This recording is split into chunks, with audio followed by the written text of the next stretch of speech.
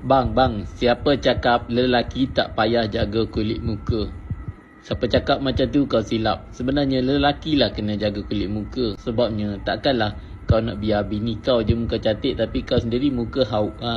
Tak boleh lah macam tu. Okey, yang mana lelaki-lelaki di luar sana yang ada kulit sensitif, aku suggest korang try jenama ini, Cetaphil. Cetaphil untuk daily facial cleanser. Okey, yang ni memang bagus tau sebab dia memang disahkan dan ditested oleh dermatologis untuk kulit sensitif, dan dia juga paraben free untuk kulit yang berminyak dan fragrance free lah. Dan yang ni sebenarnya, yang ni dah botol kedua aku pakai tau, dan aku rasa yang ni memang sangat sesuai untuk kulit muka aku.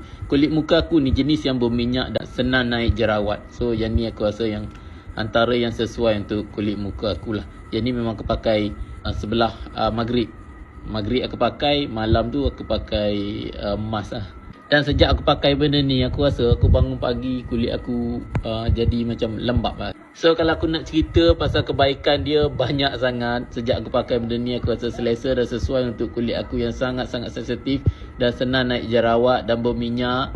Jadi kalau aku nak cerita kebaikan dia, mungkin sampai esok tak habis. Kalau kau nak try sendiri, kulit kau sensitif, kau boleh cuba dan kau tekan dekat beg kuning. Harga dia murah, sangat-sangat murah, RM30 sahaja untuk 236 ml. Mantap. Jadi kau boleh pakai lama lah.